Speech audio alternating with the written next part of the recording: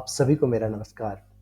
आप सबको जिसका बेसब्री से इंतज़ार था, वो घड़ी आ चुकी है। केंद्रीय विद्यालय में एडमिशन की जो है एडवर्टाइज़मेंट आ चुकी है। केंद्रीय विद्यालय में अपने बच्चों का भविष्य सुधारने के लिए ये बहुत ही सुवर्ण मौका है, तो इसे आप बिल्कुल भी ना गँवाइए।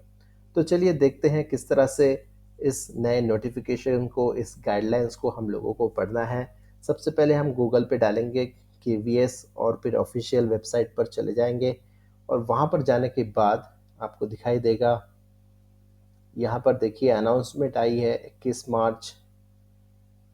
ये इसको हम पढ़ेंगे रीड मोर करके। यहाँ पे हमें देखने मिलेंगे 21 मार्च को जो है केंद्रीय विद्यालय संगठन एडमिशन नोटिस, उसके बाद केंद्रीय विद्यालय संगठन एडमिशन गाइडलाइंस और केंद्रीय विद्यालय संगठन एडमिशन शेड्यूल। ये तीनों चीज़ें यहाँ पर डाली गई है। तो चलिए देखते हैं अभी बारी-बारी से इन सब में क्या-क्या है। सबसे पहले हम देखेंगे एडमिशन की जो नोटिस है उसे देखेंगे। तो केंद्रीय विद्यालय संगठन headquarter new Delhi admission notice 2023-24 यहाँ पर डाला गया है। ऑनलाइन रजिस्ट्रेशन जो है क्लास 1 के लिए वो आपको बहुत ही जल्द स्टार्ट होने जा रहा है। 27 मार्च को सुबह 10 बजे से ये प्रोसीजर स्टार्ट होगा। आप लोग अपना रजिस्ट्रेशन करा सकेंगे और ये जो फिनिश हो रहा है इसकी जो डेट है वो है 17 अप्रैल 2023 और शाम के 7 बजे।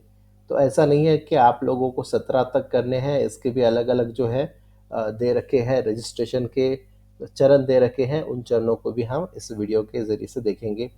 तो जो भी एडमिशन डिटेल्स है वो आपको इस वेबसाइट पर मिलेंगे। ये आपको देखनी है वेबसाइट https://kvsonlineadmission.kvs.gov.in और जो है केंद्रीय विद्यालय का जो है मोबाइल ऐप भी है, इसी से आप अपना रजिस्ट्रेशन करा सकते हैं। अब यहाँ पर देखने वाली बात यह है कि minimum age for admission in class 1 ये 6 साल कर दी गई है, जो कि पिछले साल भी 6 साल ही थी। एनईपी के तहत अभी जो है 6 साल रख दिया गया है और इस साल भी उसी को कंटिन्यू कर दिया गया है। ठीक है, तो ये जो डेट है हमें देखनी है 31 मार्च तक की डेट। मतलब 31 मार्च तक जिन जिन बच्चों के 6 साल कंप्लीट हो रहे हैं वो ही एडमिशन जो है ले सकते हैं। और यहाँ पर एक बात ये भी बता दी गई है कि अगर कोई 1 अप्रैल को भी अगर किसी की बर्थ होती है तो उसको भी यहाँ पर कंसेशन दे रखा है, 1 अप्रैल भी अलाउड है। अगर 1 अप्रैल 2023 तक आपके बच्चों की जो एज है 6 ईयर कंप्लीट हो रही है तो आप ये फॉर्म बिल्कुल भर सकते हैं। उसके बाद इसके जो है मोबाइल ऐप भी है और ऑनलाइन पोर्टल के थ्रू आप जो है इसका रजिस्ट्रेशन करा सकते हैं। ये सारी चीज़ें इस नोटिस में दे रखी है। Registration for class 2 and above will be started from 3 अप्रैल। तो क्लास 2 और उसके ऊपर के जो है एडमिशन वो 3 अप्रैल मंडे सुबह 8 बजे से शुरू होंगे, जो 12 अप्रैल वेडनेसडे शाम 4 बजे तक शुरू रहेंगे। और ये जो है स्कूल में कितनी वैकेंसीज अवेलेबल है उसके बेसिस पर ऑफलाइन फॉर्म भरे जाते हैं।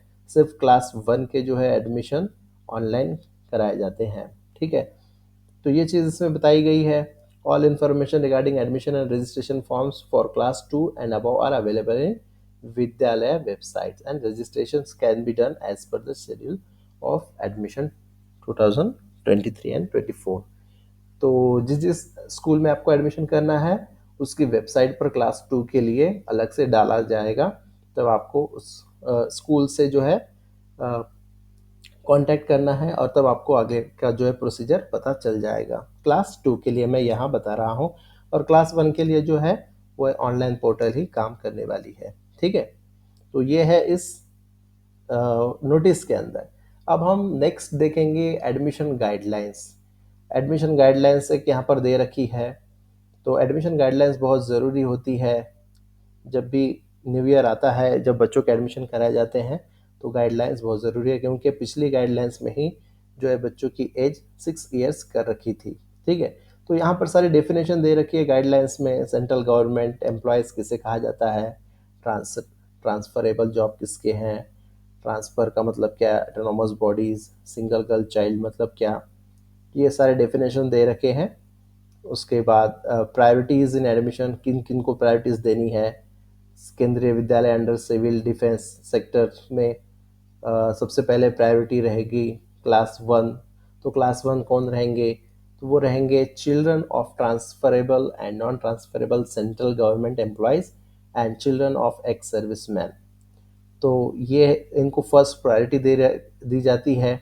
उसके बाद second priority children of transferable and non transferable employees of autonomous bodies.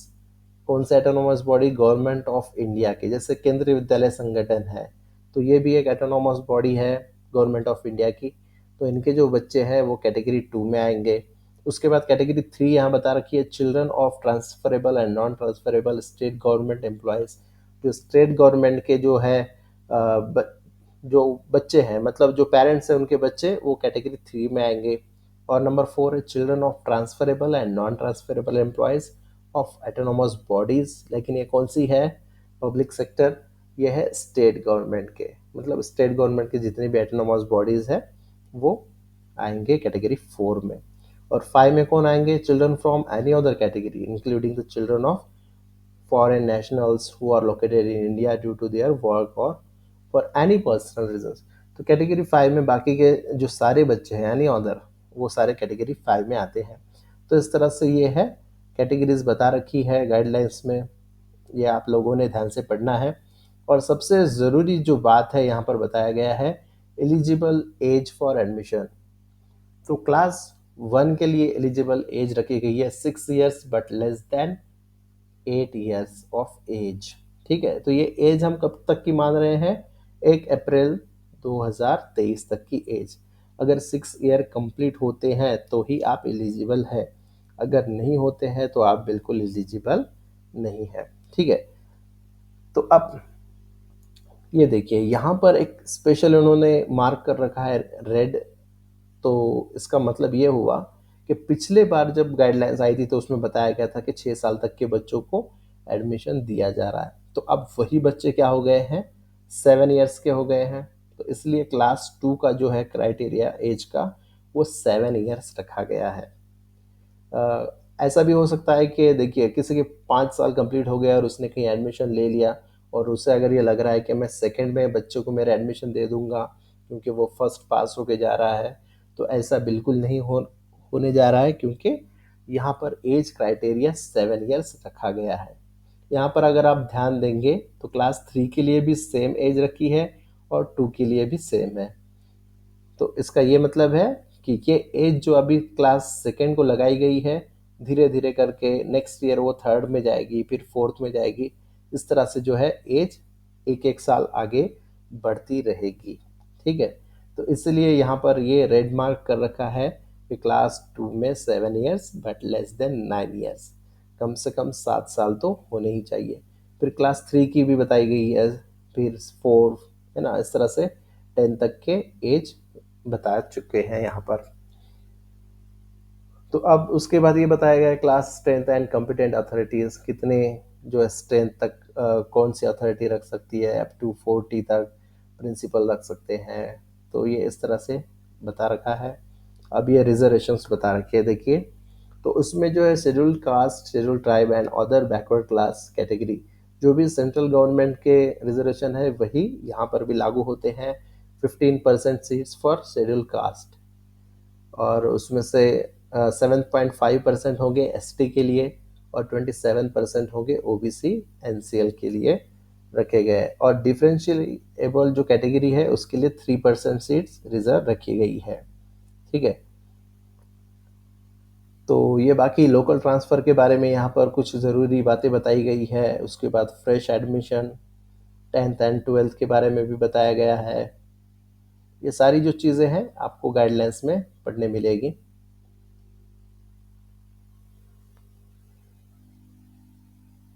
ये देखिए, अब यहाँ पर हम देखेंगे प्रोसीजर फॉर एडमिशन्स क्या है।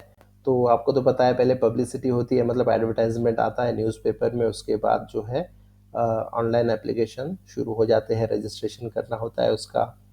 फिर उसके बाद रजिस्ट्रेशन होने के बाद जो है लॉटरी निकाली जाती है, फिर कैटेगरी वाइज आपको बुलाया जाता है, एडमिशन दिए जाते हैं।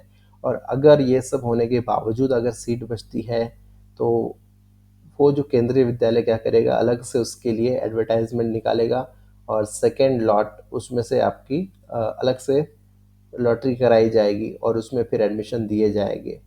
ये कब होगा, अगर सीट खाली रहती है तब। ठीक है, फिर डॉक्यूमेंट्स बताए गए हैं यहाँ पर, ये सारे क्राइटेरिया हैं। ठीक है, अब एक और ज़रूरी चीज़ जो हमने डिस्कस करनी रह गई थी वो है out of the available seats of fresh admission 25% shall be reserve for right to education. ठीक है, आरटी के लिए 25% जो है सीट रिजर्व की गई है। और उसके बाद जो अभी हमने डिस्कस किया था, एससी के लिए 15, एसटी के लिए 7.5 और ओबीसी के लिए 27%, वो तो रहने ही वाला है। अब यहाँ बताया गया है आरटी 25 का मतलब कितना, तो वो हो गए 10 सीट्स। एससी 15% मतलब वो 6 सीट्स, और ST 3 seats and OBC 11 seats. और जो ये 3% जो सीट्स है वो differentially abled applicant would be reserve horizontally, ये रखे गए हैं। और यही जो प्रोसीजर अभी जो हमने डिस्कस किया, आरटी की जो आरटी होगी, लॉटरी होगी कैटेगरी 1, 2, 3 के हिसाब से, फिर वो धीरे धीरे लॉट किए जाएंगे। ये देखिए, फर्स्ट लॉट है, सेकेंड लॉट है, थर्ड लॉट है, फोर्थ लॉट है, अलग अलग कैटेगरी के वाइज आप लोगों को बुलाया जाएगा। आपके सारे डॉक्यूमेंट्स आपको रेडी रखने हैं। अगर डॉक्यूमेंट्स कम पड़ जाते हैं या कुछ ऐसा डाउटफुल लगते हैं तो आपका जो है एडमिशन वो कैंसिल भी हो सकता है। तो इसके लिए आपको बहुत ही ज़्यादा जो है अलर्ट रहना ज़रूरी है। ठीक है, ये हो गई गाइडलाइंस। अब सबसे ज़रूरी चीज़ हम देखेंगे इसका जो है स्केड्यूल। क्या बताता है schedule? The admission schedule for the session, प्रवेश के लिए विज्ञापन लेटेस्ट बाय 25 मार्च। तो एडवर्टाइजमेंट जो है 25 मार्च तक उसकी डेट बताई गई है। कक्षा 1 के लिए पंजीकरण ऑनलाइन माध्यम से शुरू होने वाला है। डेट याद रखिए, मोबाइल में सेव कर लीजिए, 27 मार्च सुबह 10 बजे के बाद से। ठीक है, सुबह 10 बजे से ही वो शुरू हो जाएंगे। फिर कक्षा 1 के लिए ऑनलाइन पंजीकरण की अंतिम तिथि वो होगी 17 अप्रैल 2023, मंडे 7 बजे तक। ऐसा नहीं है कि 12 बजे वो ख़त्म हो रही है, आपको ये याद रखना है, 17 अप्रैल 7 बजे। Declaration of provisional select and wait list of registered candidate, सभी पंजीकृत विद्यार्थियों की चयनित एवं प्रतीक्षित अंतिम सूची का प्रदर्शन वो होगा 20 अप्रैल तक होगा। Admission will be from 21 April.